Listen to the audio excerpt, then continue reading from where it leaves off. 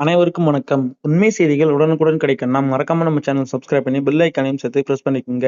இந்த வீடியோவுக்கு லைக் பண்ணிட்டு வீடியோவை தொடர்ந்து முழுமையா பாருங்க. டிஏ ஹைக் ஜூலையில் அரசு ஊழியர்களுக்கு ஜாக்பாட் 18 மாத நிலுவைத் தொகை கிடைக்குமா? 8வது ஊதியக்குழு குறித்த எதிர்பார்ப்புகள் மத்திய அரசு ஊழியர்களிடையே அதிகரித்து உள்ளன. இன்னும் சில மாதங்களில் இந்த ஊதியக்குழுவின் பரிந்துரைகள் வரவிருப்பதால் தங்களின் மாத சம்பளம் கணிசமாக உயரும் என அவர்கள் நம்புகின்றனர்.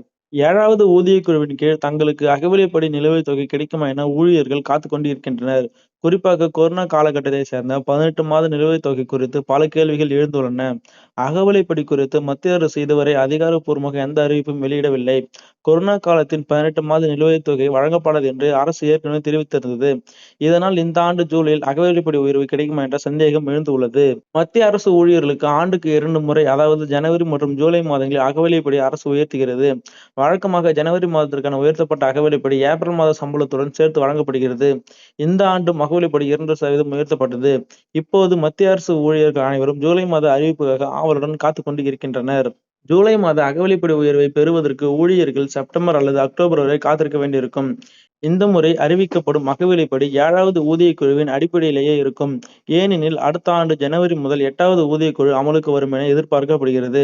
இந்த முறை அகவிலைப்படி எவ்வளவு உயர்த்தப்படும் என்பது குறித்து இன்னும் எதுவும் தெரிவிக்கப்படவில்லை. சமீபத்திய நுகர்வோர் விலை குறியீட்டின் அடிப்படையில் தான் அகவிலைப்படி கணக்கிடப்படுகிறது. இந்த ஆண்டு ஏப்ரல் மாதத்தில் இந்த குறியீடு 149.9 இருந்தது. நாட்டில் நிலவும் ஒட்டுமொத்த பணவீக்கத்தை கருத்தில் கொண்டு மத்திய அரசு ஜூலை மாதம் அகவிலைப்படியை உயர்த்தும் என்று நிபுணர்கள் கூறுகின்றனர். தற்போது மத்திய அரசு ஊழியர்கள் 7வது ஊதியக்குழுவின் கீழ் அகவிலைப்படி பெறுகின்றனர்.